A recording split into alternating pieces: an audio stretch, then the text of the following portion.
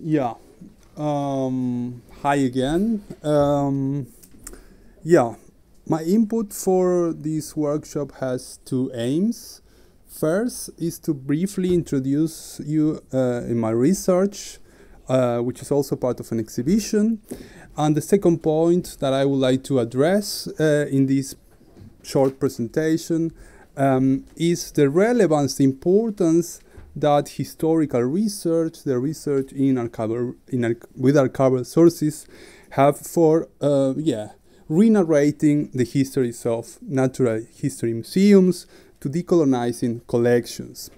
And this also aims to be a bit provocative. I mean, of course, we hear today the research of Ina and also of Miranda. I mean, particularly in the case of Miranda, she's doing an exceptional work, research work, even better than what some historians can do.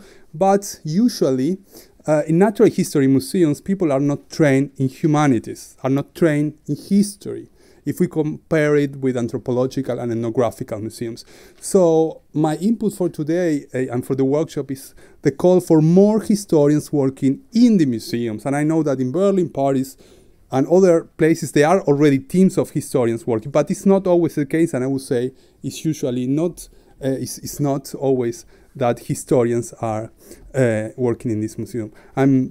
So, what is going on? You are unlucky. I have to freeze myself too. I maybe use this. Oh. No, everything is frozen now. Yeah. Sorry. No, it's fine. So yeah, I mean, as I said today in the morning, I'm researching in one chapter of this institution, the Natural History Museum of Neuchâtel, particularly one of the first Latin American collections, or the first one done by Johann Jakob von Tschudi, a Swiss naturalist and diplomat, student of Luis Agassi, and commissioned by this museum to travel to Latin America to collect zoological specimens. So he did so in the mid-19th century. Sometimes I call him a Swiss Humboldt, Swiss Darwin, just to say in which were the networks, the framework where these kind of figures were traveling in Latin America. The collection that he assembled there is around today here still in Neuchâtel, around 600 specimens. Out of this collection, he published a 1,000 pages book called Fauna Peruana, and this collection is one of the largest about Peruvian fauna outside of Peru.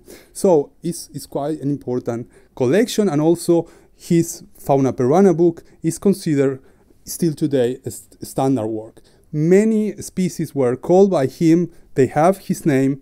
So, I mean, we were hearing during the day, we were hearing about this question of collecting, naming, and the power of naming, and the colonial legacies of naming.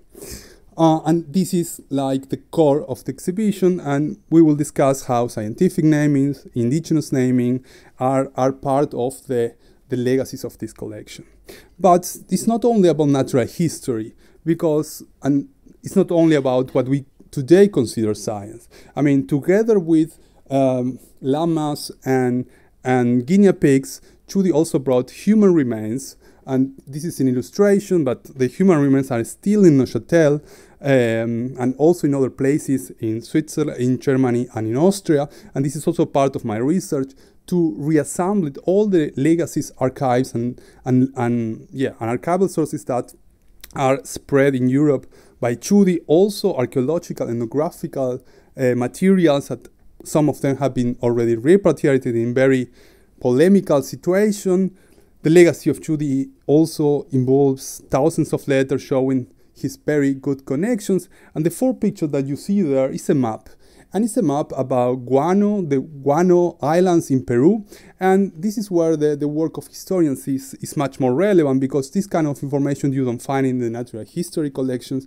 Guano was, as a fertilizer, a very booming commodity of 19th century Peru. And this speaks that Tschudi, I mean, this is a map done by Tschudi, he was prospecting for German companies, also prospecting about coca and cocaine in the Andean context. So it speaks, Tschudi was not only, this naturalist was not only doing scientific expedition, but he was also expanding the capitalist frontier in Peru during the 19th century. So the whole story about Tschudi and his collection involves broader frameworks that we need to explain to indeed recover the past of the collection. So it's not only about provenance research. I mean, I like provenance, it's important, but this is not the only way to tell stories. Provenance research is important, but we need broader context to explain the colonial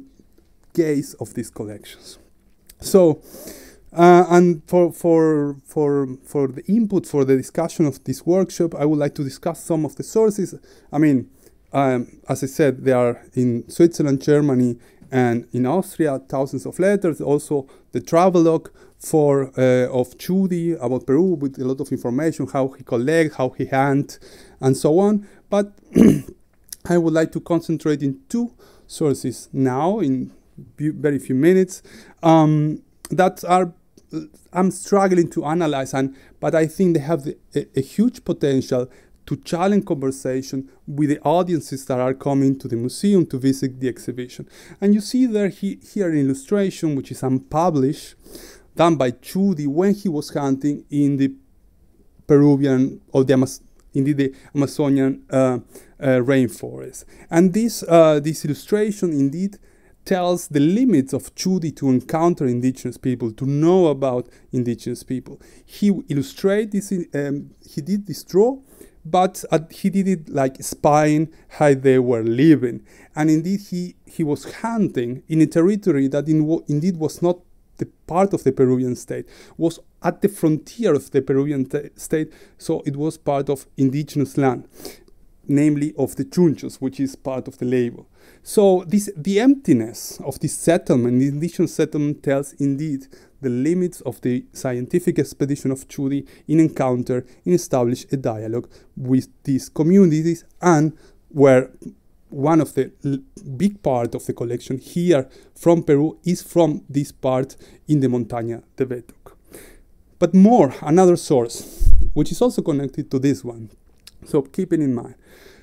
This is a report about Tschudi's activities in Peru done by Julie Mervelet. She was 13 years old. And it's a 2-page report that these archival sources, you don't find it. They are not part of the museum. They are not part of the Tschudi's legacy. And I came to this source after many years of researching. So historians matter for decolonizing these institutions. And this is a very important source because first, it was written by 13 years old. And then this is a way of channeling the conversation with young audiences, how to rethink about the Tschudi's activities, and have only 3 episodes about Tschudi in Peru. 2 encounters with the jaguar, 1 encounter with the jaguar, with the snake, dangerous exotic animals which were part of this construction of masculinity of Tschudi, and a 3rd episode, precisely the failed encounter with indigenous people when he was hunting there. And it was failed because Tschudi thought that when these people tried to give what they give manual roots, he thought he was trying to poison him and kill him. And this part of the colonial fears about indigenous people in Latin America or in the rainforest, that they are cannibals, wild, and so on. And this was because these Amerindians were not Christianized out of the frontier of the Peruvian state. And she closed the report of Tschudi with this sentence: in all this danger he was preserved by the hand of God who watched over him. Amen. So again, the activity of Tschudi and the Natural History Museum were connected with the expansion of the capitalist frontier of the European imperialism in this particular region of Peru, and Tschudi indeed was explaining, bringing materials from there. So with these two examples, I would like to close. And again, I think the work of historians are needed for decolonizing these museums, the collections. And yeah, I close it now. Thank you.